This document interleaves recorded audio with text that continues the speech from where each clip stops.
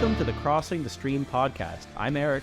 And I am Jesse, and today we have Kyle Bruce with us. Hi, Kyle. Good afternoon, gentlemen. Good afternoon. How are you? I'm well. How are you gentlemen today? Doing great. I couldn't be better. Better than I deserve, I suppose. There you go. I have a tradition that I continue to do. I always like to have our guests describe themselves because they will do a better job than I will. So in a nice, proper summary, how would you describe what makes you, what do you do, what have you done? And we will pick it apart from there. Well, that sounds like a good place to start. I'll give a Cole's Notes rundown of my eclectic life experience to this Cole's point. Notes is a very old school way of doing it. Now it's a ChatGPT rundown. Oh, right. Yeah, I don't know how that AI stuff works. I'm an old school kind of guy. So I grew up in Kitchener, Ontario. I went to university for economics at Carleton. After starting my second year, I dropped out. Moved back home, joined the Air Force. I got posted to North Bay. I worked for NORAD for 3 years and change or whatever, my initial contract. From there, I left and went to culinary school in Vancouver. Finished culinary school, cooked around Canada for several years, and then eventually went back to Kitchener and I did my sommelier. Actually at Niagara College here, I just commuted. From that, I took a job at a little hotel in Cambridge, Ontario called Langdon Hall. It's very prestigious. The time I was there, we were on the top 50 in the world, number 2 in Canada. Really, really cool experience. From there, I wanted a little bit more. I moved out to Victoria and took over food and beverage at the Fairmont Empress. Also a very cool job, really big exposure to more of a corporate side of things. Kind of get fed up with a little bit of it, and I went to a Buddy's Independent in Victoria until I could no longer afford to really live in Victoria in the same way I was living, without kind of settling down and calling that my permanent home. I decided to move back home to Ontario to settle down, where my family was here, and cost of living is a little bit better. Your job opportunities are a little better. I got into sales of wine and a little bit of estate cooking, which was a pretty good gig all in all. And then the pandy shut down all my clients, so I rode that out until I got laid off. Found myself on the Pogie for a year, figuring out the next steps. I went to do my truck driving license, needing a change. I had a potential opportunity to get into Niagara College, so I decided to go back to the kitchen for a little while and took a sous chef job. It was nice to be back in the kitchen. I didn't care for my boss. And then I saw the diner, and I bought the 2x4 diner in Wainfleet, which is now Bruce's 2x4 diner in Wainfleet. That being a little over a year ago now. And then now I've recently started working at GM on the assembly line. That is a very concise, and you did it way better than I ever would have. So going back, I always think it's interesting. NORAD. So NORAD, did you track Santa? Sure did. And that, it seems to be the only thing anybody ever asks until very recently now with Russia being in the news again and all the whatever they're finding. But, I have opinions on all that, but it's best to keep that stuff to myself because I don't know where it's still classified and what isn't. So I was going to say, the only thing that's interesting is the classified secrets. Yeah, and that's kind of stuff that would get me in a lot of trouble, so I just kind of gloss over a lot of that. But I recently spoke to the Welland Air Cadet Squadron of just about some of my experiences in the military, and that was really neat to kind of get into a little bit more military specific without, sharing anything that hasn't been declassified or whatever. I had some pictures that have been declassified, and it was kind of cool to get their reaction of something they're in a little bit. Yeah, that would be pretty cool to see. Yeah. It's a pretty boring experience being in just like the regular military cadets as a kid. Not terribly memorable. No, the kids in the Air Cadets actually can get their pilot's license through the whole program, and they're up in gliders, so their summer camps are really neat. Yeah, interesting opportunity, I guess. Mm-hmm. Did you have any opportunity to go to like a cadets course or something when you were younger? No. I was always in the Scouts. There was a clear distinction between the Scout people and the Cadet people. Mm-hmm. And I took the scouting side of things. And still had a lot of fun, but obviously different experience than the Air Cadets for obvious reasons. But oh yeah, they learn stuff about keeping their uniforms and all that, and they learn little basic Canadian Forces type stuff and orienteering and knots and first aid and But a lot of it's about teamwork and respecting authority and understanding chains of command and that kind of stuff. The only thing I was interested in learning was how to hook up with girls my age. That was the only thing. I mean, they start pretty young, so it's kind of, Yeah. I mean, they age out, I think, at 17. So, Yeah, I you know, don't. by the time they get there, that would become a problem. But they start, I think, at like 11, 10 or 11. No, yeah. No, I didn't get into it until I was probably like 15 years old. So right near the end of it. But Yeah, you age out pretty quick. Yeah. I guess that's why they don't want teenagers in those Yeah. kinds of programs. a little bit too much chaos, I'd imagine. Like, Like, too disruptive. yeah. Even my friend and I probably, like, our sole interest was also causing a bunch of chaos. Yeah. Where do we get the guns? Right, everybody Yeah. wants the guns. Oh, yeah. I think You're not probably shooting going to anything. that by now. They're not allowed to shoot until they're out of the cadets and they age out. If you're a member of the cadets and you're an instructor and you take your cadets shooting, you'll get in a lot of trouble. Yeah. Something about like child soldiers and stuff like that. Which I didn't even need that. I didn't care about that part because I was literally like hunting since I was like 12 years old. So So there you go. it didn't interest me that much. But yeah, a lot of the other kids were disappointed. How, like, during your time growing up and whatnot, and NORAD, it's an interesting shift to go from, like, has food always been a passion, or where did the food, fun food flavor come into play? Everyone kind of always assumes that I grew up and my mom's this fantastic cook and we ate so well all of the time, but nothing could be further from the truth. My dad was a cop, my mom was a nurse. There was shift work, there was part-time jobs, there was sports. You know, it was all kind of they could do to keep up and keep us fed. So we ate a lot of, you know, M&M meat shops, frozen and heat up. But my dad did take an interest in food. And as I got older, he started to really kind of take his time to appreciate cooking and food. And then when I was a teenager, we went on a trip to Europe. My dad was doing something with the United Nations and the International Police Task Force in Bosnia. So we got to go out and visit him while we were there. So we saw Bosnia, which was an enlightening experience for a 16-year-old to see that kind of, you know, landmine fields and blown out buildings and, you know, all that kind of post-war despair and poverty. But after Bosnia, we went to Croatia and Italy and had a lovely vacation, which included wonderful, wonderful restaurants and food right on the Adriatic coast. So it was a bit of an eye-opening experience then. And I think, you know, looking back, I never would have described myself as a creative guy or needing that in my life. But, you know, in hindsight, I look back and food has always kind of been my creative outlet. So, you know, if I look back, I was stressed out in the military. It's not really a great working environment. You know, there's a reason there's all the problems in the news now. Cause it's worse than if you're in it. It's awful. It's really, really awful.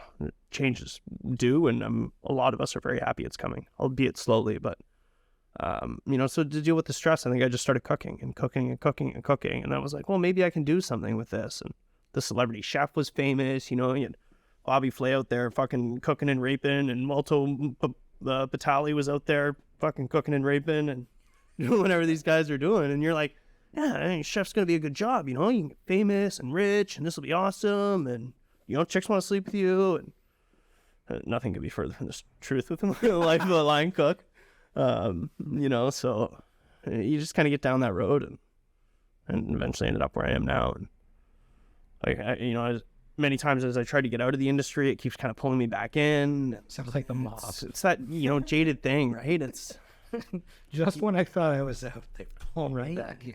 sometimes the things you love are sometimes the hardest to do, you know, and it's one of those things, you know, it's like the fickle mistress of my life, it's cooking. It's true. It's interesting. I mean, you're just by doing what you love, and owning a business that involves doing what you love, you're in a rare group. I still feel like all three of us are hungover with these glasses. Right? Like it's hard to make eye contact when I don't know who's looking where. It's not mandatory. Yeah. Then I'd be the odd one out. There's very few people that take a chance in actually building a business around something that you love.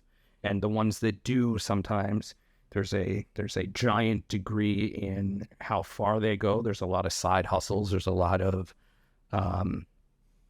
like just side jobs or And especially nowadays, I think that, you know, unfortunately, you know, economy and everything around us becomes unsustainable, especially for small business owners. And there's, and from my point of view, there's an agenda in the government. We don't kick money to get things that we want and bias laws and bills and things like that. So why would they want to see us there? I think the government mostly looks at small business owners as criminals, but we pay a lot of tax, and yes, we do. Those larger industries unfortunately aren't paying their fair share. There's also a lot of like commodification of our time, to the point that like people used to just have hobbies for the sake of hobbies, but almost everything's turning into a side hustle for most like millennials and younger people now, because like you need the money to get by and everybody else is doing it, so you need a competitive edge, and it's just it kind of getting fully consumed. It is a weird perspective. Melissa will find a new hobby, and as soon as she's good at it, I'm like, you could make money from this. And she's like, I do it because I like it, not because I want to make money. I realize, right, you're not me. Nah. Everything that I try to do, like, hey, I like writing scripts, but why did I try to write a screenplay? It wasn't just because I enjoyed doing it. It was because, hey, I think I could sell this. And it's crazy, right? I do some woodworking in my spare time when I used to have spare time, and I thought about going into that as work, and then I kind of pulled myself out of it. It was like, no, this is something that you enjoyed since you were a kid. Just keep it to your, not that I wouldn't sell pieces here or there, but really just to buy more tools and stuff. So that's why I got into photography. I just wanted to buy more cameras, and I kind of worked. Right, yeah, for a bit. Yeah, for a bit. And then eventually you're like, I need this to pay the bills. So I'm old enough now, I'm married, we have a house, I have a 6.5-month-old baby boy and 2 dogs. So, my time's basically accounted for, and all of the money I make or lose also. So when you were, you developed the professional side, you said you sold wine. Yeah.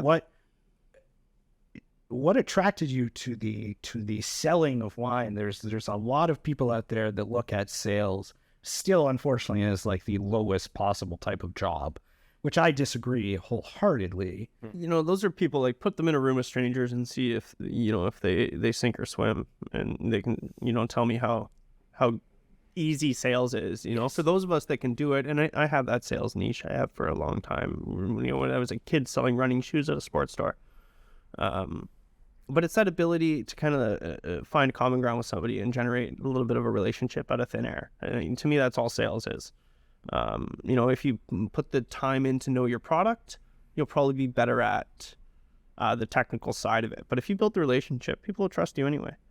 There's always somebody around that knows the technical side of it. Sales is about overcoming anxiety and creating something from nothing. Not everyone can do that. Yeah, that's true.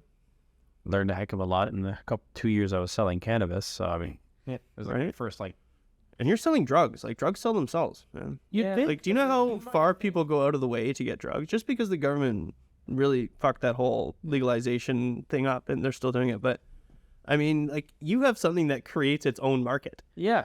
No, it is a designing product. It's I suppose it's the upsell was always the pursuit. Because honestly, when people, a lot of people would buy the shitty thing and have a bad time with it, and like it's just difficult. If I get you to buy the good thing, you're going to be happy. So better to go that way typically. There's always a huge thing, right? And a lot of it comes down to anxiety. I worked for Oliver and Bonnicini when I was, I don't know, some 20-something. And Peter Oliver himself gave orientations to every staff member at the time. This was a long time ago. They didn't have quite as many restaurants. He's not with us, I don't think, anymore, but I could be wrong on that, so don't quote me. But a wonderful, wonderful man, and I've never been so inspired in my life at that point in time. But the one thing that's always hung with me is he talked about points of anxiety.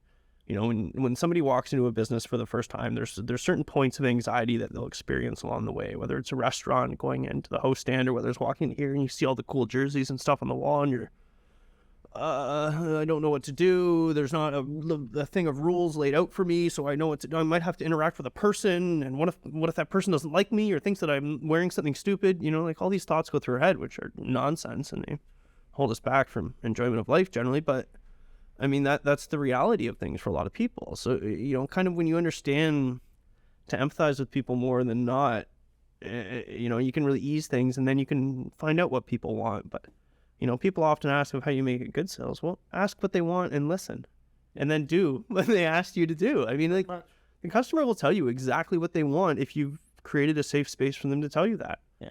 And then they just told you how to do your job. Oh, perfect. I can do that. You told me exactly what you want, It's funny because it might be like a list of concerns, because usually they would, if they have enough time, they'll tell you that they want the best thing and they want it to be the cheapest thing. And they want it, they want it. Well, everything in life's a value proposition. So right? you figure out which one of those can budge, and then exactly work from there. And what expensive and cheap and value all means different things to different people. So you got to figure out where they want to be on that spectrum. But I'm of the mindset in life that a lot of things are a spectrum, and nowadays you're gender, sexuality, and all that kind of stuff too. But I've always viewed it like that before we got into this whatever nowadays. But I've always just kind of looked at all that kind of stuff, everything on a sliding scale, and everything's very, that's funny. Like, I could probably blame maybe my perceptions a little bit on being on the autism spectrum or something, but everything has nuance. I've always sort of felt that it's always weird how people want to categorize things as being super specific, and they get into all these rules, and the things are only this way, but it's like, no, everything in life exists on some kind of spectrum. We just, we're a bunch of apes that came out with mouth sounds, and we're trying to figure out how to communicate things to each other using those sounds. And we want it to be comfortable for ourselves. So we want something, an idea or a thought or an observation or whatever it is, we want it to fit into this box we already have for it. Sure. And if we don't know what to do with that, well, then we need to figure it out. And, that's scary for a lot of people. Like, shame is, as I work harder towards my mental health as I grow up and wanting to raise a child with, less mental health issues than more, shame becomes a really powerful emotion, and a lot of people don't really realize how much shame leads to anger and resentment and outbursts, whereas really, there's nothing, we all feel shame. Like, we feel shameful of ourselves for no reasons all the time. But I would refer people to the teachings of a psychologist named Gabor Mate. I've always kind of leaned on him. I've watched a lot of his podcasts, I read a lot of his materials. Would certainly recommend his work. But what kind of like stuff is he know? I saw him in a TED Talk in Vancouver years ago. But he used to that point he was an addictions expert. Okay. So he really worked at addictions in Vancouver. It's a huge problem. If people think there's a problem here, doesn't even touch it. There's no words for the scale of the homeless addiction problem on the West Coast, where the weather is a lot better, so it's easier to be outdoors 24 hours a year, 365, I guess.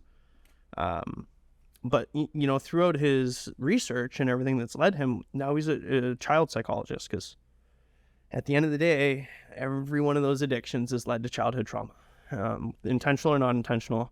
It's just where it is, and until those issues are dealt with, people can't seem to move forward. So it's kind of funny that his whole kind of career led him to that conclusion, and now he mostly speaks on avoiding child trauma. Yeah. And his beliefs often are, if you can get through the first 3 years of a baby's life without any significant trauma, you probably have fostered a safe enough place where that child will trust you implicitly, and you can foster a very positive relationship through that. But its first 3 years are apparently. It's interesting too how like perceptions change about that, because I've always, grown up thinking, what childhood trauma looks like, physical abuse and different things like that. But then as time goes on, you realize that there's traumatic events in everybody's life as they're growing up, but it literally goes back to certain things are still scarred in my own mind, realizing that it is a form of trauma, to like the first time an adult told you to shut up, like just shut your. It's like huge, right? What is this?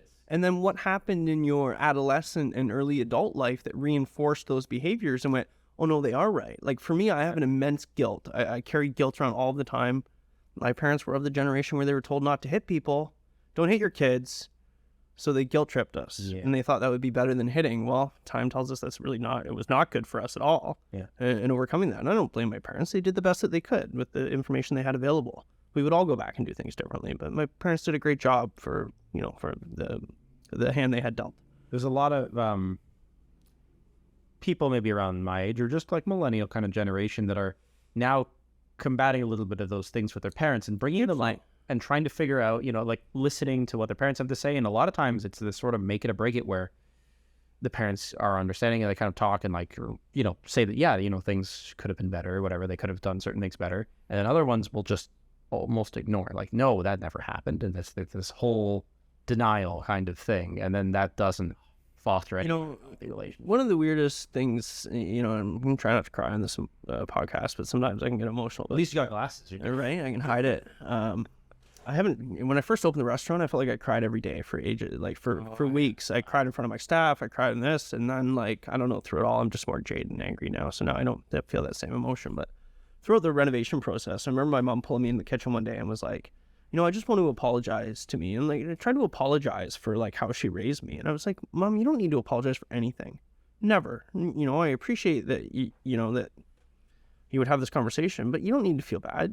Yeah. I don't hold anything against you. We have a great relationship. You're very supportive. You're around for me. You care. You love me. You love my son. We've always been able to open and support each other and talk. And so our relationship had some ups and downs over the years, but I mean, don't think that I hold anything against you, which was really interesting. And then she, rebutted with, I know, but you don't enjoy any of your successes, and that's our fault. And I was like, be that as it may, but would I've had these successes without that motivation? So everything's a double-edged sword. You can't hold that blame. Now, have I figured out how to get rid of my own challenges? No, absolutely not. That's why I go to therapy. Because I don't think that I can ever be good enough. That's one of my issues. Like right now, one of my biggest challenges is being away from my business. But I've enabled my staff. I've empowered them. I've set out very clear expectations, both for resources and for, if they have questions or whatever, I'm very available to them. But I have an immense, like this morning, I took a couple hours with my family before I went into work. I didn't go to the diner till about 11 this morning and hung out with the baby and my wife for a couple hours. But I feel guilty for that time. I feel like the diner needs me. And then I go to the diner and I tell my lead hand, I feel guilty. And she's like, why? Like, you're signing the checks. We don't need you to bust tables and wash dishes. We need you to sign our paychecks. Yeah. That's what you need to do. I mean, it's so interesting of how we get into our own head, but it's not necessarily reality, right? Our perception is our own reality. But to augment how you look at that is a difficult shift. It's kind of a common thread for a lot of people that are actually quite successful, that their strongest critic is their own inner critic. Always. Yeah. And I mean, 100%. You can drive you towards doing really great things, even if you never fully get to sit in the realization of how great they are. I mean, we talked earlier and briefly about a TV show. So I recently had an opportunity to film a TV show. I have a bit of a professional mentor in Mark Picone. Some people listening might know that name. He's a wonderful man. I could take the rest of the day saying how much he's done for me personally and emotionally, and I've worked with him at times as well. But I would have nothing without him really in my life, as far as I'm concerned. He would say, "No, I did it all myself," but that's again back to our own perception. And so somebody reached out to him to feature him. He had a private dining studio in a vineyard. In a past life, and reached out to film a TV show for him. And I just kind of got my diner off the feet. And he went, I'm winding down my life, but you should check out.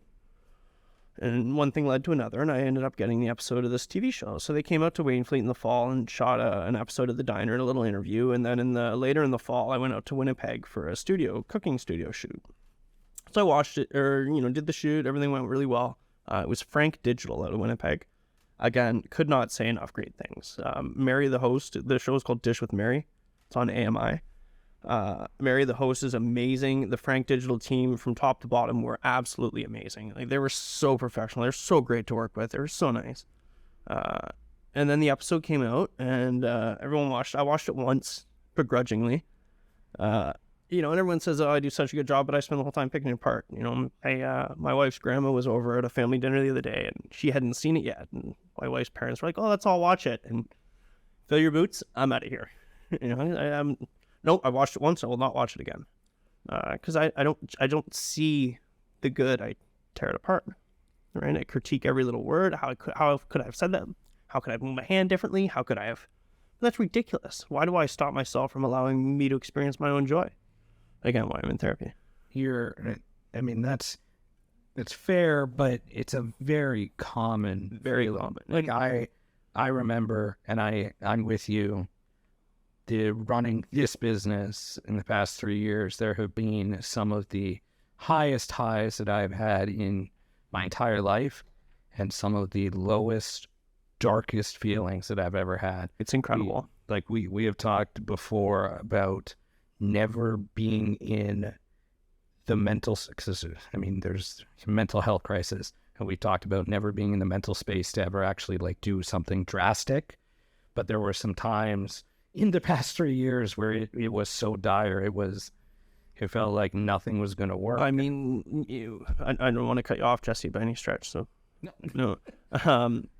It's and why is there so much shame among men to talk about it?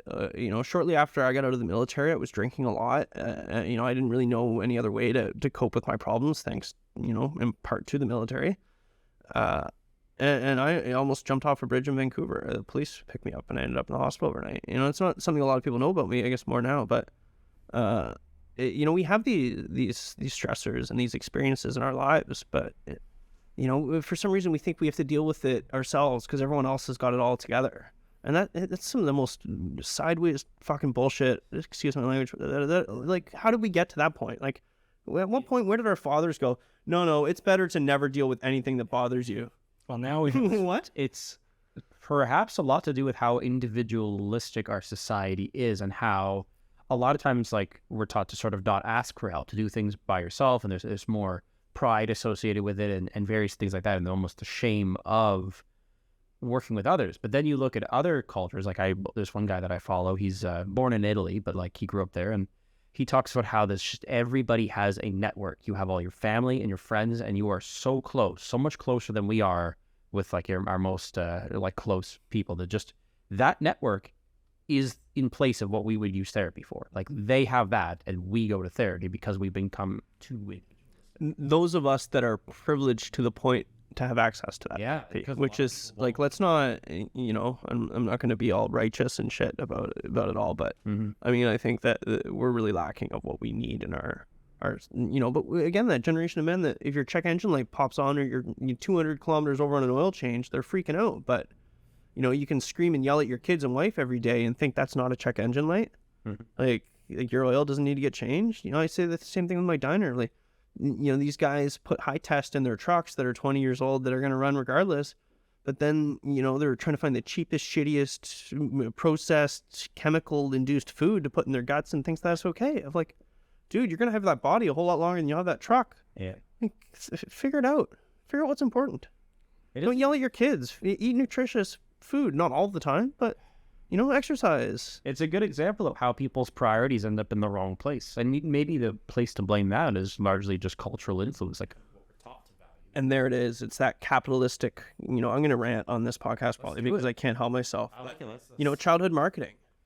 Why have we allowed these companies to spend billions of dollars figuring out the exact amount of dopamine that they can get out of a kid's brain to build that kid's perception of what's important in life? Get on the treadmill, support all this.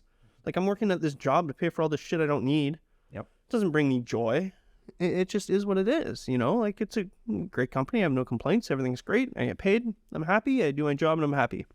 But the whole fact that we're doing these jobs in general as society, to me, is ridiculous. Like, we're getting on this treadmill as a child, and you talk about that community. Well, there's a huge subset of this population, the tinfoil hatters, if you will, which, I would say I have a tinfoil visor at times, but other people would probably say I'm in a tinfoil suit, but, hence perception is your own reality. But, how much of that divide is on purpose, right? Because the powers that be that want to control and manipulate us, right? I mean, everybody knows that. If I want to make a change at the restaurant, I can, cause some kerfuffle, and then the change is the order again, and people will naturally buy into it. I mean, it's manipulative and dishonest. I don't really like doing that kind of stuff, but shit, it works. This is like the nonpartisan perspective too, because I have no idea how your political leaning. Yeah, I won't say. But I've seen things get so divided where like some of my friends are like way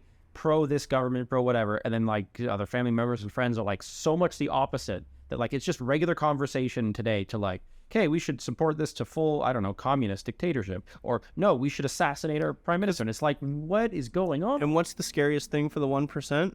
To figure out that collectively we have a whole hell of a lot more power than they do, and then what we think, but as long as they keep us, a land divided or a nation divided or a world divided, they're going to continue, moving the chessboards or chess pieces on the board as they may. It's almost like, I think of like the Maslow hierarchy of needs. Oh, you're giving me a hard on now. Shit, I haven't heard somebody else bring up Maslow since like high school, and I bring that up all the time. And why aren't they teaching that? It's so important. Yeah. So I suppose maybe it might be relevant to the things that we talk about. I went to university for a bio major, but I was like into all the sciences. I graduated. I studied a lot of stuff. Was really big in psychology. I keep up and watch like a lot of psychology related content to this day. Yep. Just trying to understand that. I read I read voraciously. I think usually 2 months out of the year, I'll read like 50 books, and then I wait it, I take a few months off. But then, I just, a lot of reading and stuff, a lot about the human condition, a lot of philosophy, things like that. But it definitely ties into like this idea that people can't get to the next step. If they're that divided, they're missing the bigger picture. If you have any political affiliation that's so strongly tied to something and it's becoming who you are, you're missing the point. Like there's more to it. And when did reporting news become clickbait for headlines, right? Like when's that incentivized? We have government sponsored media in this country, which really shouldn't even have commercials or advertising on it, and should present a very unbiased source, because they don't need to earn revenue. Like on the CBC. But yeah, no, right? And in the States now, do those views that they're putting on those polarized news, that doesn't represent 100% of people. It represents 5% of people. Their NPR stations are very politically biased, obvious. Like just listening in this region, because we're lucky to be in the Niagara region, we can listen to the American radio stations. Yeah. It's crazy. It absolutely has political bias. That's crazy. Everything does. Yeah. It's, I was thinking about the advent of clickbait, and I thought immediately to the first live airing of a police chase. That's one of the like breakthrough moments in news history where like they started really ramping up. How can we get the most people possible watching the news? It became about ratings at that point. That's at least for the visual media. I'm sure newspaper captured clickbait a long time before that, but still, right. An example of a visual media. The Toronto Sun did that years ago with Sunshine Girl, right? Yeah. It's clickbait. For increasingly short attention spans, and I'm definitely a victim of that myself because I love TikTok, but that's why you need more ridiculous headlines in order to get people to click. Because once the kid, you got to top it, you got to keep going. Once it became, the police chase, there's also the digital economy, because most newspapers are now giant conglomerates. Like there's no true local newspaper because it's not really a profitable business model anymore. But the way a niche for it, look at Niagara 411, our old local place. And it's changed a little bit throughout the years, but I always think that that's such an in tune with local kind of things way to get your news. But I agree 100% with the fact that there should be, we got to stop marketing to children the way that we do. You can't have a 10-year-old can't sit through a movie anymore. They can't appreciate the nuance of character development and the denouement of a plot. You need to have everything wrapped up in 18 minutes or less, or nothing's going to happen. The one thing that I find interesting, and I don't have I don't have a child yet, and because I don't have a child, I also don't have a child that is consuming any type of media. But now, at least we live in a world where it's easier, because one of the big things with advertising used to be that whatever TV show you were watching, there'd be a commercial break and McDonald's would pop up. Mm-hmm. At least with watching Bluey or Peppa Pig on Netflix, there's no direct advertising. So there might be product placement and stuff like that, but you could watch 6 hours, God forbid, of Peppa Pig and not get an ad for McDonald's Happy Meal. I think kids' entertainment is probably in a better place, honestly, because of, there are advertisement-less mediums, and you have the plethora of old shows and stuff to go through. And I have a son, but like it has changed the way that I perceive things, because I've gone through all these old shows, and now as an adult, I can look back and say, wow, Blue's Clues is so much better than, say, like Barney or something. Yes. It's like so much more interactive. It gets kids up and thinking, and like as a kid, they're all just shows, and Yeah, as a parent, I have this like ability to give my child something that's engaging and hopefully helps them live it. And why, why did the government allow that kind of stuff to even happen? Why wasn't child marketing controlled? Why the big, question, would McDonald's be what it was today if they had to advertise what their food was and where it came from and the nutrients it contained? Probably not. But yet they've, been able to lobby for generous rules on advertising. And why can we always skirt like the line? Oh, cigarettes can't be advertised anymore because they're bad for you, but pop and sugar and fat and cholesterol can be. But then, Coke can sponsor a car, but now Marlboro can, but Tweed can't. And like, yeah, it's a moving getting really ridiculous. Moving set of boundaries defined by those that are already at the top, essentially. Right. Which also makes it exclusionary because it's hard to be a new player. Very much so. You can't be a new cigarette company in Canada. Like, what do you... There's no chance of success at that point. Literally zero. And nobody will lend that. No. So, that's one of the huge things starting the business. I found that, the policies and the way that our financial and monetary policies are, it becomes a huge, huge hurdle for a first-time business owner to come up with the capital needed to get any lending. Like, why are the commercial minimums so high? With your deposits and down payments and things like that. Well, to me, I honestly look at it as to keep out first-generation business owners because they want to reward generational wealth and they want to, continue to produce that. And in a capitalistic argument, you can say, well, the banks are trying to put their money into sure things. And from their perspective, yes, the business that's been doing it well for 50 years is a way safer bet than the one that's trying to start up, but it always leads to a monopoly. And our banks are basically protected from ever losing really any money. So like, yeah, they're insured. So like, yeah. They're insured and their policies are ridiculous. There would be a time when incorporating a business meant the bank can't take your house and make you homeless with your baby and wife. Mm-hmm. Now that's gone. I mean, if I default on a $20,000 line of credit, there's a promissory note attached to my house. I mean, they could just go and take my house for an insignificant amount of money, which is ridiculous. Right. I'm kind of curious because I don't know if I've engaged in anything like that myself. A promissory note, how does that work when you get the line of credit? Like, do you have to sign some kind of document? Yeah, it's conditioned. Interesting. So when you put your application through, you sign a personal promissory note. So it's not just limited to the assets of the corporation. It's they can go after your personal assets. Yeah. Okay, that's interesting because I don't have any business like lines of credit or credit cards, but my personal ones, they seem pretty easygoing. Two things. I wanted to back up for a second. You were talking about breaking into the industry. 2 years ago, I met the owners of a very awesome local soda company. Yeah. And I met them. They were doing the farmers market circuit and whatnot, and their soda was awesome. There's also a great soda company in Muskoka called Muskoka... I don't want to say Muskoka Springs, but I think it is Muskoka Springs Soda. It sounds right. And it's pure. I mean, as much as sugar water can be than Coca-Cola. It tastes so much better. And this local Niagara soda company kind of fell off my map for a little bit because other things happened. And I recently looked them up the other day thinking things must be good. And they just don't exist anymore. And it's so sad. They had invested heavily. They always sold well at farmers markets, and it's one of the weirdest things in the past 3 years is watching businesses come and go and meeting people that have started something that, I mean, because the business no longer exists and they have moved or something like that, like the relationship just ceases to exist. It's sad. And it's, I remember when I was, going through my due diligence, which, let's start. Like, I want to hear about the 2x4. So due diligence, you had been fired or not fired, let go from the sales job. Sales role. Yeah. You were looking for your next move, and the 2x4 diner showed up on your... I was looking for some property to potentially build a house or whatever, and I couldn't afford the property I would want or that my wife would potentially sign off on.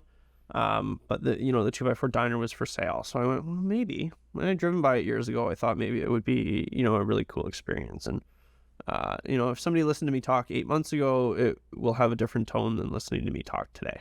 And that's, the unfortunate situation of being an entrepreneur. But and I'll get more into what you were saying, Jesse, of kind of a background on buying a business, because I think there's some knowledge there that I learned that I can pass along. If anybody ever has any questions about opening a restaurant or a business, they can always reach out and ask me. I will give you as much time as I have available to give, because I don't want to see people walk the path that I walked. I'm not writing menus for you. That's your own business. But where should they contact you if they want to take? You can check out the Instagram versus 2x4. We have a website. I'm very Put the information on the screen for everybody. We'll throw something up. Yeah. So I have a lot of email accounts, and just don't call me or leave a message. People leave voicemails still. Like, stop. I have one vendor that still mails invoices. I was like, are you kidding me? Do you want money or not? It's ridiculous. I don't check the mailbox. But ridiculous. But I met a lot of people that had sold restaurants. Oh, I had a restaurant for a few years, and I always like, well, why would you sell it? Why would you sell it, right? Because I was green behind the ears, and I thought this is an amazing dream come true, and blah blah blah blah blah. And now it's very obvious as to why they do that. And as my follow up to that is, you're talking about all these businesses closing.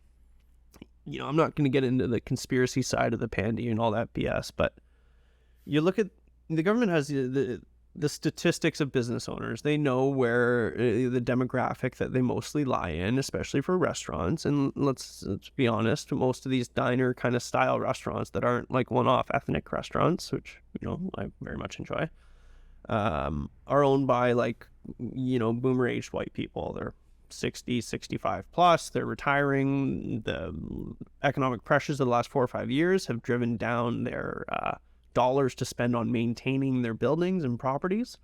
So you're getting into the situation, and this very much akin to mine, that you're buying a building or leasing a building that's very much needs a lot of work. The costs of that work are astronomical now. The cost of the real estate is astronomical now. Can I get that back selling a $12 breakfast? Well, as I've learned, no, I cannot. I can tell you the numbers that I crunched when I bought my business 6 months later with the interest rates and food and gas the way it was, I never would have bought it. Not in a million years, because it eroded my whole margin that I thought I would be able to take home and support my baby and family with. Gone, right? Gone to people that don't need it. And remind me to come back to about the taking of points is another one of my gripes. But, these buildings are getting to a point where no sensible business owner is going to buy that restaurant and continue operating it as such. You're much better off to knock it down and build a condo, or knock it down and sell the land to Restaurants International or Cara Foods or whoever is going to put some, processed garbage metropolis there. But because at the end of the day, people want the old prices, but they don't want to acknowledge, they want to say how smart they are because they're in a great position of retirement because their house went up 15 times through no fault of their own. Mm-hmm. But they also want me to sell them a $3 breakfast of like, well, guess what, man? I bought that property at today's property values. The same ones that you pat yourself in the back, and now my variable mortgage is going through the freaking roof because I didn't have enough money to get a fixed rate commercial mortgage. They're very difficult to get. So I think that trend is going to continue. So, personally, I think that, the family diner and kind of the independent restaurant, next 10 years, they'll be few and far between. Really few and far between. I think you'll see more like pop-ups and food trucks and maybe food courty type things of ways for people to hustle with a lot less money on the line. But in terms of like established restaurants as they are now, I would say few and far between. It's just not a sustainable business model. It's an interesting take because I've been talking to a friend recently his dream is to have a cafe. He worked in Toronto for 12 years running like kind of really high-end cafes, and he knows the business in and out.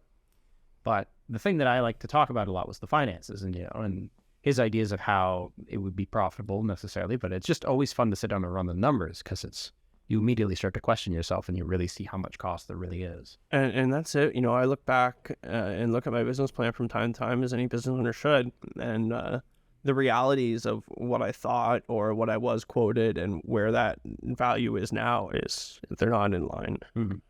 I think being for any business owner, restaurant or otherwise, two things, not just restaurant, but also just real estate in general, is making it very, very hard for businesses to have a sustainable business model. But business owners, I'm kind of one of them, but business owners that fly by the seat of their pants without doing any real market research, without having anything, they exist. A lot of them are wedding photographers too. There you go. But I think it is super important to work in the industry, whether it be food or coffee. But there's still something different, because I knew the ins and outs of a corporate fast food restaurant when I managed A&W, but it wasn't my money that I was spending. There it So is. even though I knew the in and the out, at the end of the day, my check was signed. So it didn't matter because, the movie that we thought was going to affect the business was not as popular, so we had more staff on, and it didn't matter. My checks were still signed. So there is definitely that mental switch. But having the 12 years experience is definitely a lot better than a lot of people. Certainly. I mean, you mentioned photographers briefly, but the reason that works for so many people, and not that well, most people will not make a living off of it, but it's good because there's actually, once you have equipment, no overhead. No, not really. There's none. Like, what's your time worth? You could be making money doing something else, but other than that, you don't need a place of business. You don't need to pay any rental subscription fees. And if you're lucky, some other business will be footing the rent for you to film your podcast out of too. Yeah. Right? Like, and I mean, like, the side hustle is great, but there's another side to that of, what about the photographer that has the storefront, that develops pictures, that sells frames and sells mounted, that has an overhead, and now you get some weekend warrior that has a job that isn't giving to the industry, isn't paying taxes, isn't paying any labor. For me, the pandemic has created all these, home-based cooking type businesses, and I could name quite a few that I know that are completely illegal and should never exist. And my point of view is always, I'm not out to destroy other people's businesses or livelihood or how they want to feed their family. But at the end of the day, you're selling meals out of your house. Let's say you make a mistake or you get something in and somebody gets really sick, you give them salmonella and they end up paralyzed. Well, now they need to renovate their house to the tune of $500,000 to make it accessible. Who's paying for that? Because you don't have insurance. You don't have any wealth. You're maybe in an apartment you don't own. It's true. You've ruined that person's life and their family's life. And how are you going to pay for that? And so, I'm looking at Facebook one day, restaurants in Niagara, I see a charcuterie board up with a flour on it, and I go, that flour's toxic. If somebody eats that toxic flour, they're going to get very sick. It's touching cheese and meat. And I'm like, well, this is why. These businesses are charging what restaurants would charge without the overhead and without the responsibility of being inspected by the health, by doing your food safe courses, by, a lifetime of education in restaurants, of knowing what's safe and unsafe. Do they have animals in their house? Like, are there allergens in their house that people aren't? They clean their ductwork even? Like, the silliest things, right? But these rules all exist for a reason.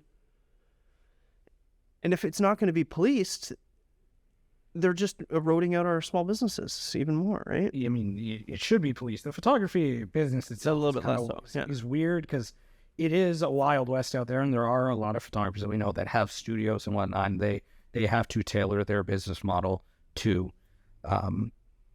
just. And I guess, at the end of the day, if you have a wedding and you're not happy with the pictures, then you can go back and say, well, I guess I should have hired a better photographer, but you're not going to redo that wedding. So if that person sucked, maybe be honest about your level of ability. Don't just think you can charge the going rate if you don't have the experience, or be upfront and say, hey, this is a side gig for me. Like my wife and I recently had a little baby shoot. It was somebody's side job. She has a full-time job. It was very inexpensive, and we got what we paid for. Now, had I paid, quite a lot of money for these pictures, like we did our wedding photos, which were fantastic, I would have been really, I would have felt very duped in that situation. But, in this case, the cost was reminiscent with the experience. But that's generally, in my experience, not the case. They want to charge the rate that a professional is getting. Well, when I went to culinary school, I had my sommelier, I got 20 years in restaurant experience.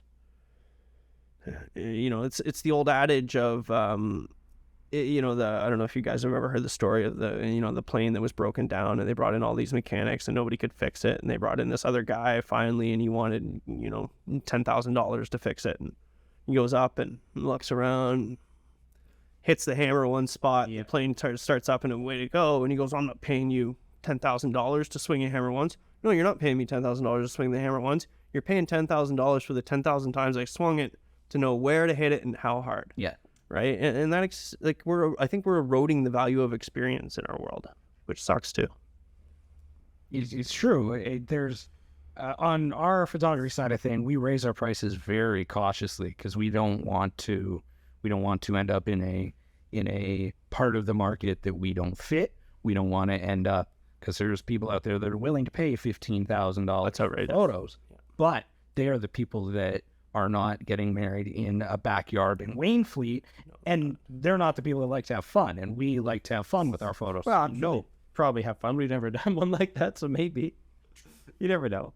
But the restaurant side of things, anything food related, it is heavily regulated. It should be heavily regulated. Yeah. But the people that are doing it out of their house, baking too. There's a lot of bakeries that are done out of their house, and that always weirds me out a little bit because I don't even necessarily like to eat food that I have. Well, the health board will make that a lower risk, right? Because the products they're using are a lower risk environment, but still, like,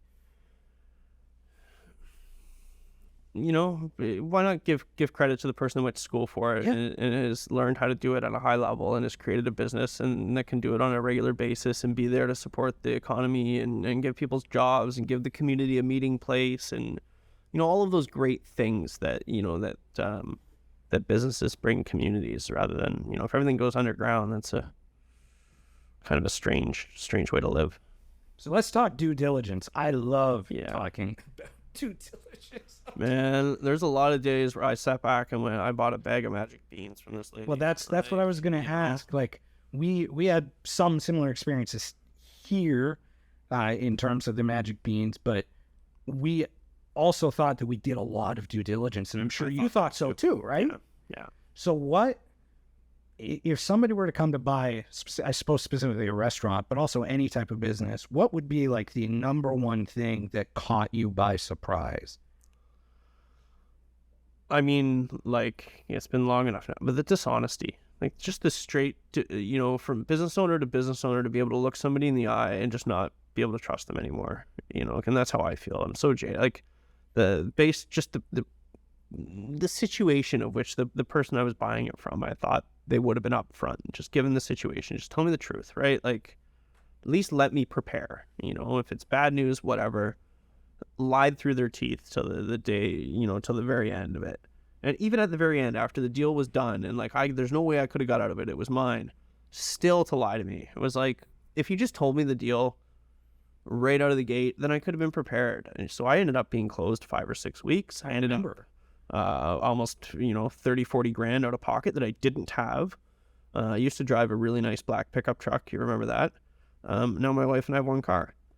Because that's the consequences of this kind of stuff is that I have to sell off my assets now because you couldn't just be honest with me about what needed to be done and allow me to budget accurately for it. But instead I spent money on things I wouldn't have and didn't have money for things I ended up needing. And you get to a point where, a lot of where I am now of going back to work full time, I went, well, my household needs a certain amount of money to continue to run and I'd like to keep that in the black every month. I look at the diner and where that's going to go, and it went, well, you have to make decisions for the family and for what's going to be best in the long term, and that for me was to go back to work somewhere else in addition to working at the diner. But anyone getting into a business, ask more people, take more time. If you're ever feeling pressured or, for me, there was a lot of excuses with financing going around of like, oh, well, we're still doing everything digitally and everything takes so much longer. And I was kind of, it was kind of suggested to me that I waive all my conditions, even though my financing wasn't lined up. And I really extended myself and exposed myself to a lot of risk that in hindsight, I shouldn't have. I should have walked away. I should have realized that I had more power in the bargaining position and asserted that, and part of that is, as our we talked earlier about childhood guilt, and for me, I have a lot of guilt of asking for things, whether it's asking for help or asking for this or asking for that. I'll almost never do it, to a way past default. I'll stretch myself so thin doing it myself when 10, 15 people would have lined up begging for me to ask them for help. But, you know, I'm too proud or too stupid or whatever it is to figure that out. But, you know, don't get back down and feel like you have to agree and go along with things. Check and hold people accountable to their word. Then I don't know why I didn't. I guess there was just, you know, some situational trust that I didn't think I would be misled the way that I was. You know, and I don't know that I would ever buy another restaurant. Actually, I can certainly say that I will not. My wife would kill me. But, you know, if I can at least protect other people from getting in the situation where, you know, could have lost my house. I could have been homeless with a baby. Brooke wasn't pregnant when we bought that diner, so it was a kind of a surprise right after. You know, but to realize you have a little bit more power in the negotiation than you think, and you can't be pushed around. You got to talk to experts. You got to take your time. You really gotta. What you think on first appearance isn't going to be how it is. You know, it's you know, the old adage: you take a girl home from the bar, and when you wake up to her the next morning, not necessarily the same thing. Well, you know, that happens in business too, and the beer goggles do eventually wear off. You know, I can also say that, you know, now on the other side of it, you know, I probably should have had a partner, and not, I mean, certainly financially that would have been helpful, but just to have someone to help you out when you're down, you know, that other person to bounce things off of, that other person to, like, you know, to dig in when you're wavering, or for you to dig in with their wavering, to support each other because you're in the trenches together. I felt so isolated and so alone. So many nights at the diner on my own, painting the roof or ceiling or whatever else, and just, you know, breaking down in tears. It's like you're just alone and up against it, and watching money just drift away. And then you get a bunch of people that come in and they mouth you off about what you're doing, and you don't know what you're doing. Why would you do that? You don't even know how to cook. It's like, huh. You know, the other thing that drives me nuts is these people where I'll go to the table and, how's breakfast today? You know, and I'm not about to sit here and say every plate we make is perfect. We cook, I don't know, 5 cases of eggs a week. Like, I don't even know how many eggs that is. It's thousands. It's probably not, but you get the idea. It's a lot of eggs, you know, on a weekly basis. Not all of them are going to be great. You know, it's just the way that it is. We'll make mistakes, and we're happy to fix them and atone for that. But, you know, I'll go to a table and ask them how everything was, and they'll say, oh, everything was great. Thanks so much. And then, you know, 20 minutes later, I get a ding, 1-star review. I'm like, well, don't lie to me and then try to take money out of my baby's mouth, because that's all you're doing. I'm a struggling small business owner who supports the community, who supports charity, who's paying all these staff, who's doing their best, who's supporting local farmers, and you're just going to go home and shit in my mouth because you're a miserable person and you hate your life? Then fuck yourself, you know, at the end of the day. If these, you know, people that came in and walked down and sat down, and then probably 2 or 3 minutes later they got up and left. Not uncommon. It happens in the diner. I was talking to a table. I said, good morning. And I said, you know, have a wonderful day. Thank you. Whether they didn't, you know, I didn't know what had happened. I just assumed maybe they didn't like something on the menu or whatever else, or it wasn't what they wanted, or there wasn't a robust enough lunch menu, or whatever it might be. But and they left. But then 2 individual 1-star reviews. Oh, we sat there for ages and blah, blah, blah, blah, blah. And I'm like, you know, most people would say, hey, sorry, you might have missed us. And I would go over and say, oh, I'm so sorry. What can we get for you? And I would probably attune for that by sending out something for free or making an adjustment to their bill. You know, last week somebody complained that we comped their food. Well, you know, we made a mistake. We apologized for it. We didn't charge you, but you're going to go home and write a 1-star review? Like, you're a piece of shit. I hope you people are listening, because you're fucking pieces of shit. You have a struggling business owner who cares about the community, cares about his staff, cares about the farmers, cares about everyone he's doing. He's being polite. He's doing the best that he can, working 2 jobs, not getting to spend time with his baby, down to 1 car, selling the truck he worked for his whole life. And you're going to shit in his fucking mouth because a conversation is too confrontational? No.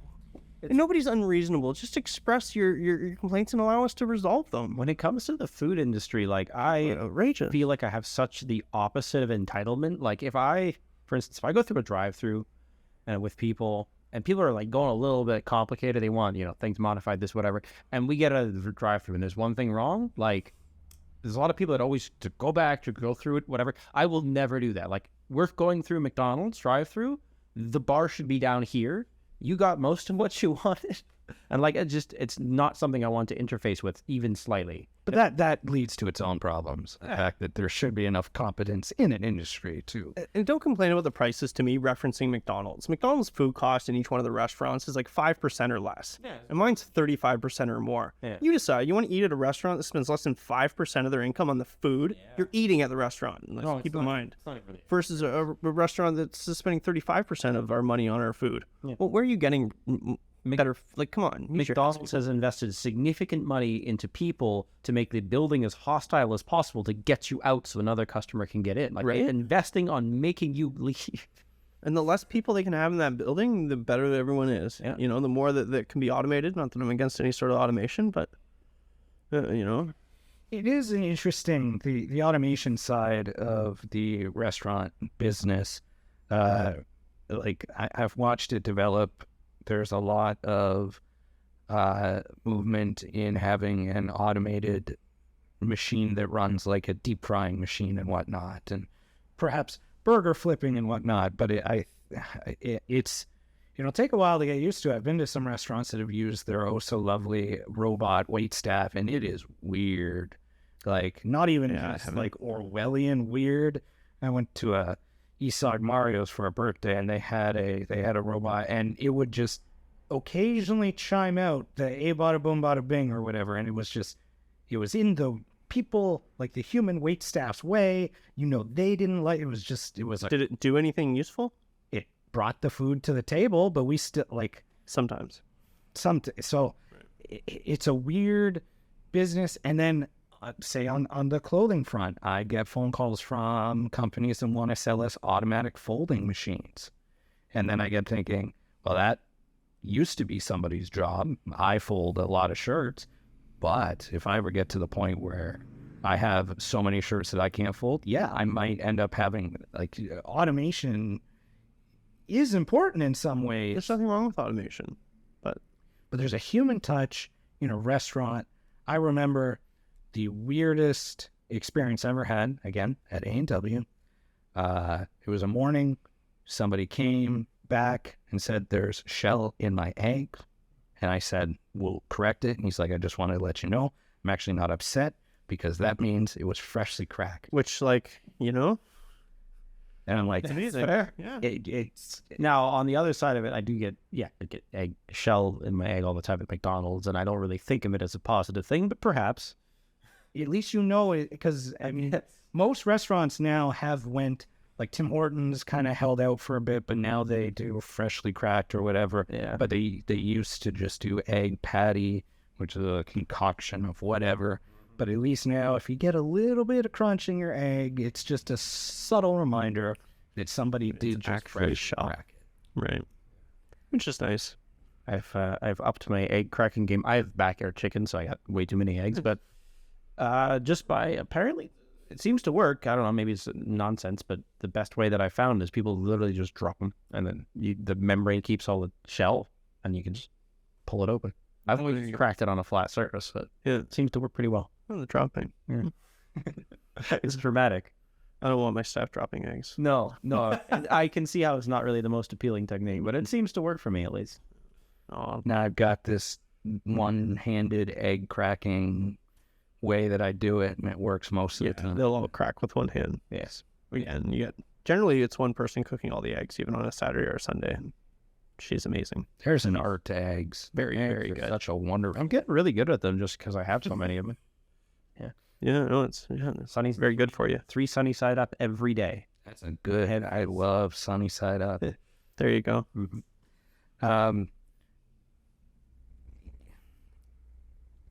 Your experience in in business in general is in a realistic yet stark contrast to a lot of people's messages out there, because there's a lot of people that try to push how good a business is going. Like, I remember learning sales years ago, somebody always said, no matter what anybody ever asks you, like, how's business, you always just have to respond unbelievable, because it covers all the bases.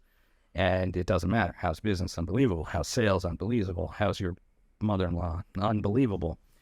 And to talk to somebody that is being open and honest about the trials and tribulations, of running a business that is traditionally very low margin, but also just running a small business in general. It's refreshing to hear the not necessarily other side of the story, because there's a lot of businesses that are struggling, but they don't talk about it. And I don't understand, maybe that, from some people's perspective would make me look weak or whatever. I don't really, I guess, probably to a fault, maybe I should care more. I don't really care about the optics. I've always been very authentic with my restaurant and with who I am. I'll very much tell people how I feel.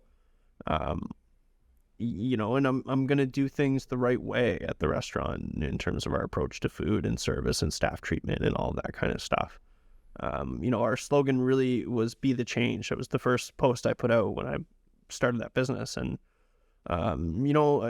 although I'm not profitable and the business is not successful by any stretch of the imagination, I am really proud of myself and my staff that we've done what I set out to do. Part of it was to earn a living for my family, but we did it differently. We source from local farmers, and I know why people don't, because it's, at the end of the day, it's a bit of a pain in the ass. There's delivery schedules aren't great. Sometimes the delivery is the way that it is, or sometimes they won't deliver. Sometimes there's lead times. But I wouldn't trade it for anything in the world, because the vendors that I have are amazing people. They're so nice to work with. They care about my business. I care about their business. And I forged phenomenal relationships with all of my suppliers, which has been really, really great. I've been able to empower my staff. I've got staff members that, have expressed themselves on different points of the gender and sexuality spectrums, and that's stuff they used to keep hidden in workplaces, but they felt comfortable enough to bring it out into our workplace. And I've very much structured a very open bond there. I mean, my lead hand now, I don't even think she was allowed to cook on the hotline when I bought the restaurant. She was she was the staff in the old restaurant, one of only a couple that stayed with me. But now she runs everything. In the course of a year, I think I've given her 3 raises, and all very deserved. And I was happy to do it for every one of them. They're back, I guess, in the past. Yeah, I mean, and I'm happy to say that I pay her more than I made as a sous chef at a local country club. It's kind of shitty for those other places, but I'm proud of how well I enable and empower my staff to not only meet their obligations with their own lives, but also to have that confidence and success of building what they can do and doing something they never thought they could do. And then their point of pride. And, if they can improve their lives in any way because of something that I've tried to teach them, or I've tried to, then that's a win for me. I seldom come down on them. I hate being the bad guy. I will do it. Obviously, it's part of life, but I would much rather set out the expectations clearly for their job and reward them for successes. We had a first health inspection since I've gone back to work. So I wasn't there. Perfect health inspection, no infractions as the standard set, and that's my expectation. They know that, if there is an infraction, there's consequence to that, because I expect a 0 infraction inspection every single time. But I went out and bought 3 of them Yetis, the 3 staff that were working, nice, and said, I really appreciate you guys ensuring that we have 0 infraction health report. I know it's your job, but I really appreciate this, so thank you. On Friday, I had a server not show up, just, through a bit of a scheduling error. Such is life. People make mistakes. I'm not going to harp on it about it. She's, up and coming, but, I had a cook step up and start serving tables and do his best. So I know he's a Jays fan. I went and got him a Jays hat. He doesn't have it yet, and he doesn't know that I did that, but, I'll do, because, but then you look at people employed with international companies that, it's nickel and dime. And I'm like, if everyone treated their staff well, it would There's some be a whole different place. Differences too, because again, like as management staff becomes younger and younger, I feel like we're getting more reasonable. Like I got to be a manager, which was great. I got to, feel pretty reasonable. But then I see a lot of younger people just being reasonable. It's nice. In ways that, like, when I was a young, like, teenager working, oh my God, like, my bosses were crazy. It's awful. Yeah. It's awful. You're scared. Yeah. And how can you work like that? How can you live like that? But you know, the mental damage it does to, I don't know if you guys are in my age demographic or not. I'm almost 40, but Yeah, younger. What? you know, What age demographic? Oh, I'm 28. I'm 31. Yeah, so I'll be 39 in a little bit. But, you know, that scared, like, and I still have that feeling when the boss walks by or wherever, you're like, oh, am I doing everything right? But, like, that's ridiculous. Why do I still feel like you're almost a 40-year-old man with a family? So Like, come on. we do spiritware for schools. Yeah. And sometimes I have meetings in school offices. So I've had several meetings in a principal's office. Not my principal. I didn't go to that school. Right. But sitting in the principal's office, I get nervous. Right. And I have told them. Yeah. Like I've had phone calls where like, can you come to the school and come to the guidance? And it was like I was back in school. I'm like, what the hell did I do? No. It's this weird thing. And I told them, I'm like, I feel really weird sitting in a principal's office. And it's interesting because, like, some people might say, well, a lot of that fear is in your head and all that kind of thing. 100% it's in my head. But there's literally figures from my memory that are, like, scarred into it that are intentionally being intimidating. Like, I've told the story a few times of working in an electronics disassembly kind of place, and usually like desktop computers coming down the line, and people would take them apart. My job was to sort them into a bunch of bins, like, all over the place. And there was no clocks. There was 12-hour shifts. It was the hottest and worst working conditions I've ever been in. Sometimes a ray of hope comes through because you don't have any way to tell time, but maybe a cell phone comes down the line. You check you got the phone time. Cool. One time, an alarm clock came down the line, and I had an outlet right beside me. It was cool, and I plugged it in while nothing was coming down the line, punched in the time, and we all had the time for the rest of the day. It was great. And then the manager comes by, and he looks at us, and he looks at the clock, and he picks up the clock and starts looking at it, pulls out his snips, and cuts the live cord. Huge spark, whatever. He throws the thing on the line, leaves the dangling cord from the wall, and he walks away. And I'm just like, that guy's crazy. And, like, I'm sure you're raising well-adjusted children at home. Yeah. Like, oh, you fucking right. you guys want to know what time it is? Fuck you. Right? Like, and who's that helping nowadays, right? Like, who's that attitude helping? He was a lifer. He's like probably 60 years old. Had been working in that hell for his entire life. Oh my God, I can't imagine just the abuse he's probably suffered. Yeah, no, that place was awful. And it's tough. Hopefully society's turning a corner with a little less of, I had to do it, so do you. Yeah. Well, that's the dumbest fucking reason to do anything. That's another way to keep the people down, is have them all pull each other down to the same level. That's it, right? What is it? The whole, I mean, there's jokes and stories around it, but the idea of like how people in hell pull each other back into the boiling pot pretty much. You know, people tend to think they're in competition with each other, but, you know, your whole life, you're only in competition with yourself. And, you know, the sooner we all figure that out, the better off you're going to be. Mm-hmm. The grant that we were talking about earlier, when I had to do the business model for the photography business, was the first time doing wedding photography that there was a dynamic shift in how I thought. Because for years, and I have to be really careful in making sure that I don't get back to that feeling, because it's very hard sometimes. But for years, I always thought that every other wedding photography company, be it the ones with the studio or the idiot with a camera, which we all were at some point anyways, were the enemy. It was a negative, really bad way of thinking. Doing the business plan, like any stupid person making a business plan, I did some stupid math. Like Google, how many weddings are in Ontario? Okay. The average wedding budget is X. The average person spends X on wedding photography. That means the industry is a whatever $1 billion. And I looked at it, and even though that the numbers were highly inflated, I got thinking, there's enough to go around. Obviously, some people are definitely going to have a bigger piece of the pie, but there's no reason to look at any other photography company as direct competition. They are competition, but there's no reason to think that they are the enemy. And then with this business coming in at such a weird time that we did, again, same thing, had to look at other businesses in a different light to make sure that it didn't start out in any type of negative headspace outside of the due diligence problems that we had here. That's kind of, the more I kind of got into that negative, resentful headspace with customer service and being in, luxury hospitality, I started to really resent the class of people I was serving, not because of who they are or individuals, like anything else. Some people are good and some people suck.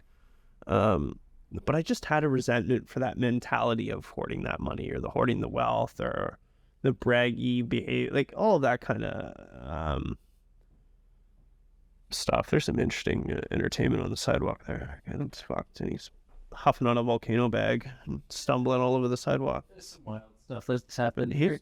Had a couple of people that almost OD on the sidewalk. Oh, the things I've seen on West. People come up to the windows a lot here and then they just Always drooling, spitting out. So in 2020, the building across the street, right across the street was an apartment complex, and it was a very slummy apartment complex, and we were locked down. But I was still here because there was a point in time when we thought there's gonna be riots, like we're gonna be robbed. So I would sit here in the dark because there was no work to do. I would sit in the desk and I would watch so many drug deals happen in that building. They'd come up to the door, they'd pay money, they'd leave, and now new owners have turned it into a beautiful salon. That's great. And a new, like, there's nice apartments in the basement. But, and I've joked with them, if you sit and you watch, it looks just like a higher class version of that because their apartments, the door is locked. So when a guest comes to go to the salon, they have to call and say they're there. So there's still the people waiting at the doors. But it's higher class customers, and they typically come out with their hair looking, they always come out with their hair looking good, but it's just, it's funny. Drug addicts get a bad rap, but really they only want to paste the poor drug addicts in that bad rap. You can go into the upper echelons of society and they're drug addicts too, but it's okay for them. It's not even like a moral statement. It's more of like, they've interfered with my own life in certain ways, so I hold certain things against people. I like working in the store. Yeah, I've been threatened. I've had some crazy incidents, and I'm more angry at the drugs and the problems that led these people to use them. Right. It's all trauma. They're all victims of trauma that didn't have the access to supports. Like when it comes to being physically threatening, I gotta stand up for myself. Some people suck. Yeah, it's unfortunate. Yeah, but yeah, you're right. There isn't as much demonization with the high class use of drugs. Yeah, because and largely those people are not in the dysfunctional stage yet. If they're progressing that way, or depends. To be fair, if you have a drug problem and you're in the higher class, you might just end up in rehab. Well, and then they celebrate it, and it's okay. But for if someone were to come out at their local employer as being a drug addict, everybody would shun them, and then HR would be on them trying to find ways to get them out the door and all that kind of stuff. But, I find it's interesting, for ages we had doctors overprescribing pain meds. Now, I've never taken anything even with codeine in it, for God's sakes, but you get this crazy prescribing of pain meds, sorry. So maybe you get some guy who is a roofer or whatever, and he gets hurt, or a laborer, so, he's not in the upper echelons of income or supports, injured on the job, gets, prescribed whatever for his injury, eventually gets better, but now he's addicted to these painkillers. Well, the doctor didn't help them wean off. They just overprescribed because they got a kickback from the pharmaceutical company, which we've seen hundreds of times. When I worked at Langdon Hall, there used to be a pharmaceutical rep and a doctor that used to fuck in the back of his Mercedes after dinner service. We'd see it when we were walking to our cars at the end of the night. You're like, oh, this is probably a good thing. So now this guy's hooked on oxys or whatever. He can't afford oxys on the street, so now he's doing heroin or meth or fentanyl or whatever. But then, the government and these upper echelons want to say, no, you can't have a safe injection site. You can't have this center here. You can't have this center here. You can't have this center here. But now, there's all this legislation against doctors and prescribing painkillers, and everything's all locked down. So on one hand, you're saying, that's a problem. It's not our fault. We're not resolving it. And on the other hand, you're legally admitting it was your fault, but still pointing blame at people as if it's their own fault. It's crazy. But we were just having a conversation related to this earlier. How do you feel about the system related to gambling in this country? Holy God. It's gotten so much worse with sports betting. I do have some feelings on that, so I'll just continue on griping. I guess you guys love the energy here, eh? The conversation that kicked us off was just, we were at the convenience store, and like most convenience stores, we got held up by somebody spending way more money than they $40 or should. $50 on scratch tickets. Right. Yeah. So I was making a joke that like we should create a thing, where all the old LG stuff and all that, we put it right next to a safe injection site, and then the gambling addicts just line up and like Safe gambling site. take them out of the convenience stores. You'll see how kind of sad and depressing a lot of the literal people that are hooked on this kind of like their lives are not in the shape to be spending that kind of money. And now you can bet on anything at any time. So you're getting you're having a few drinks with the guys or whatever gender of whatever. I don't mean guys in any sort of negative sense anywhere. I'm just bad at it. I don't have any ill will. I try. But you're having some drinks, and then you're egging each other on. Now all of a sudden you're making these stupid bets when you're not in a sane frame of mind. But the sports are a bigger thing. Like, I'm a big Bills fan. Normally I've got my Bills hat on today, but it's gotten dirty, so I'm not wearing it. But my wife and I have this conversation a lot about sports, and it seems more and more that it's getting fixed, and it seems more and more that it's about money, and it's getting harder and harder to watch as a fan. And I've been an avid sports fan and player my entire life, but I constantly weigh the pros and cons, and especially raising my son. Do I want him to be a Bills fan with me or not? And I look at it, and I look at the good and the bad of it all, and the sports gambling, I think, has really opened up the seedy underbelly of the money and the finances in sports, and kind of pulling the curtain back, and I don't think it's good. Obviously, and there's the obvious other people that are often gambling are the people in society that should be giving their money to more rich people. They very much probably need it. And you're developing issues with kids, and now you're advertising with Wayne Gretzky and all these celebrities saying it's such a great thing. Well, Wayne Gretzky has a gambling problem. He's still rich. But if I have a gambling problem, my son's not going to eat. And that's kind of stuff's really important. But I also look at the other side of sports. It brings the community together, especially in the workplace. It's something that bonds us together, that gives us something to talk about, that isn't overly polarizing, that's generally good natured. And when there's ribbing about it, it's usually ribbing about the team and not somebody as a person. And like it's feeling like a tribalistic need almost that it's almost probably baked into us to a degree. But it would be nice if everything seemed less fixed. Yeah, the outcomes were maybe a little bit more by chance. My perspective on sports is very, very interesting, I think, because I purchased a business that for a long time was very, very entwined in sports. Yeah, I am not a sports fan by any means. And thankfully, during COVID, a lot of the sports fans that came in, I had a mask so I could fake the interest for a long time. But every year that goes by, we keep trying to find a way of doing it. The reason, fixed or not, even with chance, I have problems business-wise with purchasing sports jerseys, because if it's fixed, fine. If it's by chance, it's fine. But I have no way of controlling who is going to purchase what. And I don't want to be stuck with Montreal Canadiens jerseys because they just sucked this year. But the gambling, even that aside, the gambling side of things, throwing in how much money, especially considering when it came into legality in Canada, when people were still at home in some cases, it was just the perfect storm. Very convenient. And I think in the States, they're saying that online gambling is going to, if not, has already overtaken porn as the top addiction. And that's insane. And it's like there's a gambling there's gambling subgenre depending on what you can get. They are working so you can gamble on serialized television. You can place bets at the beginning of the series or season, but whether or not, and how is that? And how do the writers have you could be exactly. If you are able to gamble on that, there's no way that there's not any fixed for results in sport. Sorry, I was gonna say, people think that they have financial savvy. Crypto came right in, and people got right into that. Right?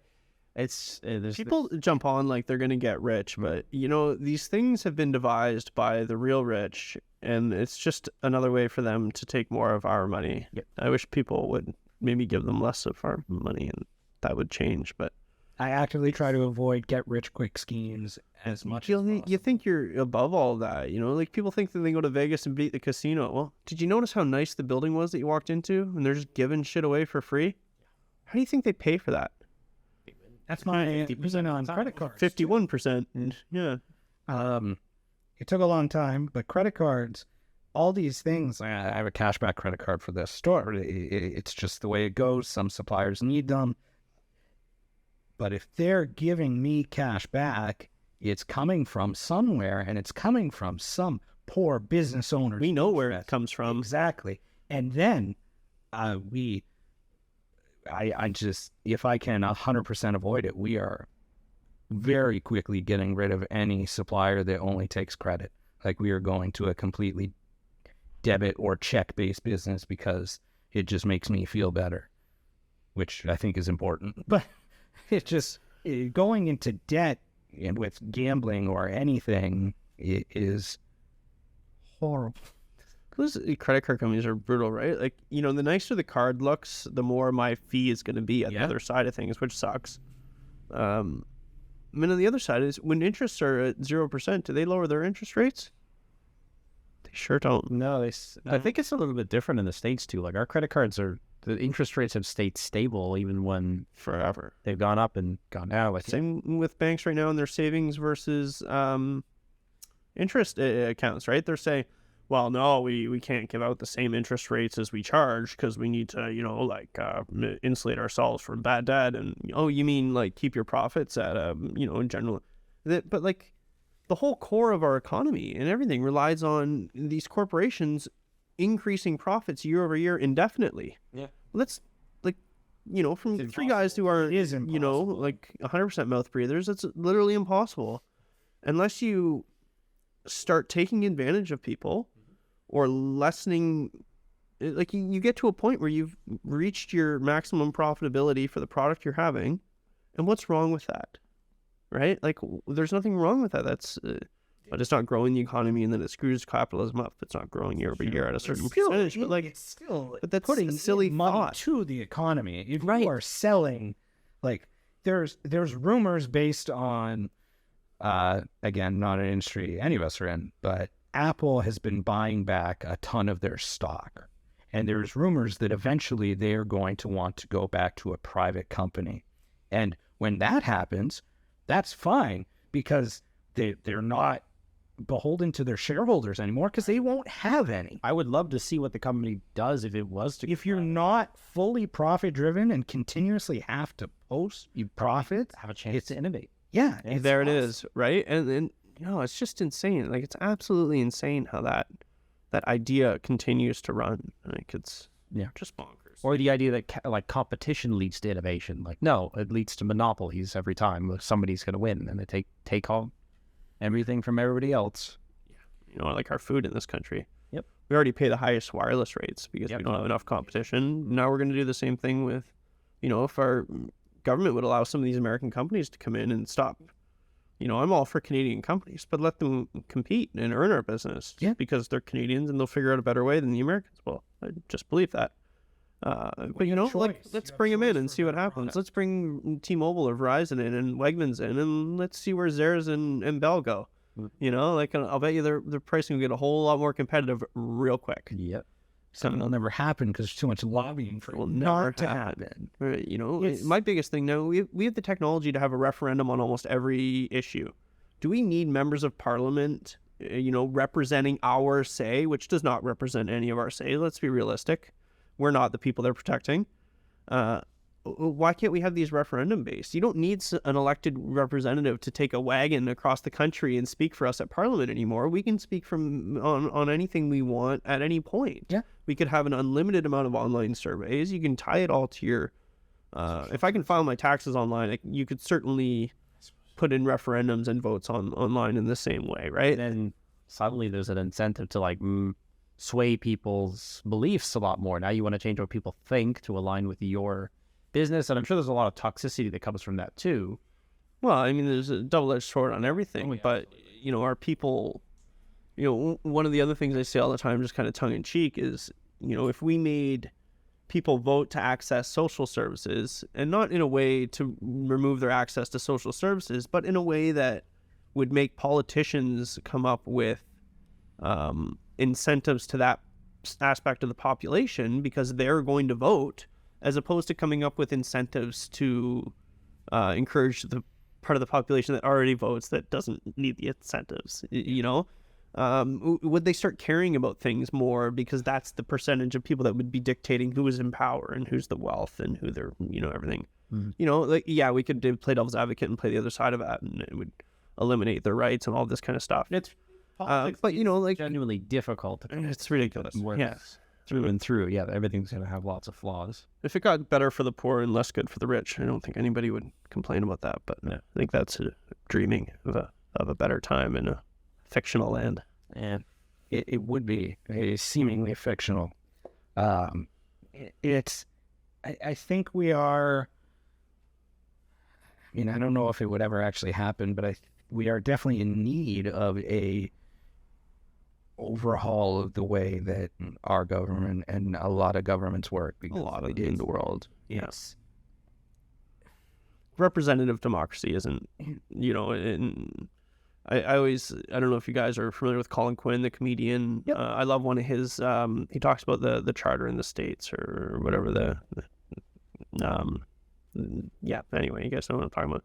And he goes on about how much different it was back then when they did it. And he's like, we just need to lock everybody in again in Philadelphia or whatever for the weekend and hash this out and talk about the realities of it now. So many people cling to all these amendments and the Constitution in the States, but it's not representative of how we live now. And why do we think these people 100 years ago or 200 years ago were so much smarter than we are now? They had very different challenges and very different solutions. So let's, maybe we relook at all these kinds of things and make some modifications to represent, today's challenges and successes and failures. There's a lot more specifics. I mean, the one thing, if it was really applied properly in the States that really has a big effect, is the idea of freedom of speech, of course. That does seem like the founding fathers kind of had the right idea, because if you don't have free speech, you don't really have any other freedoms. So it is kind of the most incumbent one.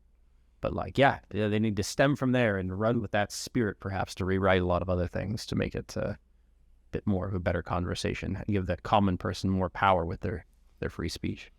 At least more control over your own autonomy.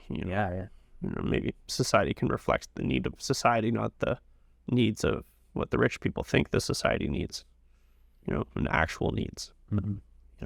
Again, we're all talking about a world of fairy tale, and we're a lot further from the topic we started with. But nothing lasts forever. Nothing lasts forever, right? Things can change. We just can't, the idolization of periods of time or of certain people from periods of time. It's great. Maybe they were great people. I think, we really, with all the statues tumbling, for some reason, some people had their failures trotted all over and others didn't. And it's just one of those interesting things of how we're, looking back at history and retranscribing it. And I don't know. I think that, we just need to take things for as they were and move forward. Spend a lot less time of arguing whether or not they were right 200 years ago, because really whether or not they were right 200 years ago is fucking irrelevant today. Let's be right tomorrow. Let's be right the day after tomorrow. I not fully on the topic, but I always think about it. As we've said, there's kind of two sides. There's a lot of people that you've had to, you said, you have some people where it's tied to their identity and it's very weird. And I remember, and it's an interesting apolitical move, I think, because politics has I don't know if it's worked its way, but thanks to social media, there's a lot more business owners that are very politically driven. There was at one point, they were boxed up, but on our shelf, there was an order of fuck Trump hats, an order of fuck Trudeau hats, and then just a bunch of Catholic school spirit wear just sitting on the same shelf. And I think that's the best way that we can go about things. It's like Michael Jordan's old quote, right? Republicans buy sneakers too. When is it about me to push my political? Like I said, I haven't alluded to any party. My gripe is really for who I feel like has been left out of this. And let's be honest, it's the working class. We used to have a middle class in this country. We don't anymore. We have a working class and we have a wealth class. And the working class is being marginalized day over day, year over year. And I don't think we have our best interests being represented anymore, I guess is my... But the party politics of things, I always look at it of like, I don't understand how you could get on one side and think the other is completely right or wrong. Like, to circle it back, everything is nuanced, everything is spectrumed, everything is gray, and you can never fill one bucket without taking from another. Our resources are all finite. You can't just, I guess the government does print money all the time, but I mean, it's a really good thing when they just do that. So, I mean, everything is finite. So, I think the more time spent on our own mental health and prioritizing our family, prioritizing each other, not prioritizing brands and chasing whatever would lead us into a better spot. But, I'm not a philosopher, or a philanthropist, or any person that has any sort of ability to motivate or move or inspire in any capacity. So I bitch often and continue living my life, and I try to be kind, I try to be helpful, I try to support those in need. Like in my business, we'll do things like we adopt families through Port Cares. We always have a food drive going on. Please donate. There's a bucket right by the door in our restaurant. Please bring non-perishable donations to our restaurant. I'm on here to chat with two friends, and if I can support anything, yes, I would love if people came to my restaurant, 2x4 Diners, 7 days a week, breakfast and lunch. But to support our community, bring a non-perishable food item. You didn't see posts on our adopting a family at Christmas because it's not why I do it. And we do it because there's people in need and we're in a position to be able to help. It's more important to me to support the community than it was for my wife and I to get us presents that we don't need. So instead of getting each other gifts, we donated. And that's the kind of spirit I would like to see more of, I guess, in a nutshell of what I'm saying is, that community, support each other, love each other, help each other, set aside the differences. Because what does it matter? What does it matter who somebody likes or doesn't like, or what they do in their spare time? It doesn't matter. Be kind, support each other, love each other, support our small business. If the small business dies, it's going to be a really shitty, life will really suck. I don't think, there's a Willie Nelson, Merle Haggard song, and it's all going to pot, and you're sure going to miss it when it's gone. And I think that adage needs to be a little bit more aware of, because if we go the way that I think a lot of us think that it's going to go, especially business owners, have seen the trends and watching the money, you're going to miss that sense of community. You're going to miss that meeting place. You're going to miss that authentic, being in a place that isn't just the same as every other place. Yeah. Of having that independence, and I think it'll be sad. I think it's a sad state of affairs. But it's hard for me to envision a future where independent restaurants really exist. It really is, and that at the end of the day is a tough pill to swallow for me. But I don't see it going any other way. It's true. It's, as we said throughout the entire episode, real estate continues to be weird. So even a transition of ownership on a business will drive prices up because the previous owner is obviously going to sell at a hopeful profit, and it's unsustainable. So unless something changes on the base level. And it's probably because of the as we talk about that corporation need for like generating profit year over year over year indefinitely, profits become a dirty word. But for a small business owner, profit shouldn't be a dirty word for me. I should be allowed to profit from that business, and my customers should damn well encourage it. Because a profitable business is a happy, healthy business that's employing people, signing their checks, and supporting the community. I'm not trying to drive a Ferrari around. I'm just trying to not go broke buying diapers. I think people need to kind of reattune of what a small business owner is and what they look like, and how hard it is for us solo business owners. I couldn't agree more there. And fuck off with the shitty reviews based on nothing. If we make mistakes, let us own up to it and let us make it right again. Have a conversation with an owner. Don't just shit in someone's mouth from the protection of a keyboard and anonymity. I'm not out to hurt someone. I'm not out to attack you for your opinion. If I don't agree with it, such is life. But, don't try to take food out of my mouth because your opinion sucks. I think, on the review side, it's annoying when people do it. It's been like that for so long. I know. I'm probably going to get like 100 negative Google reviews now or whatever. Fill your boots. I think review bombing in either direction is kind of controlled at this point. I think there's like a system for review bombing at this point. Yeah, good luck. I don't know. I've been personally attacked in reviews. I've had so many things that were categorically false.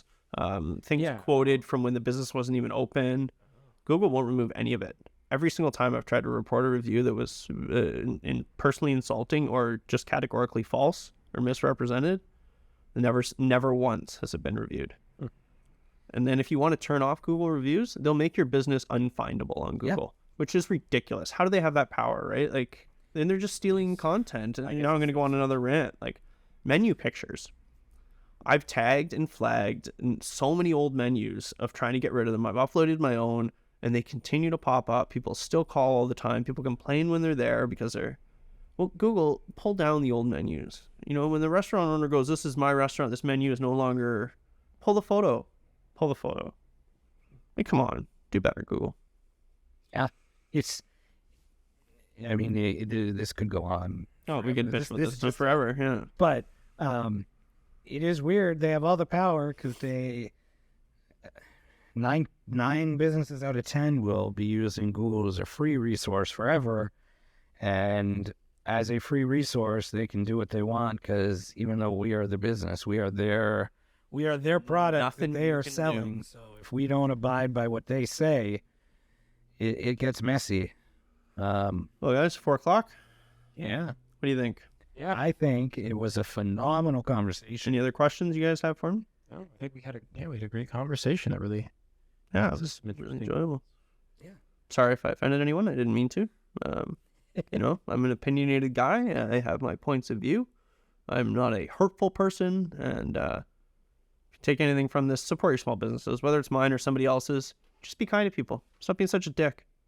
I think that's a good recurring theme. But in terms of just final notes, you had said you are, just for anybody interested, you're interested in finding a purchaser or a leaser for... I mean, if that option was presented to me at this point in time, I would certainly be happy to discuss a purchase or lease of that building. But we'll see where that all goes. I like to keep my options only open, and I don't have a lot of money, so I can't wait till it's too late. Well, thank you very much for your Thank you, gentlemen. It was really, really cool. And have a good one. Go see Bruce's 2x4 Diner in Wainfleet. Check it out. The food is phenomenal. It really, I'm pretty happy with where it is. I could nitpick and say some things should be better, worse, blah, blah, blah, blah, blah. But overall, I'm pretty happy.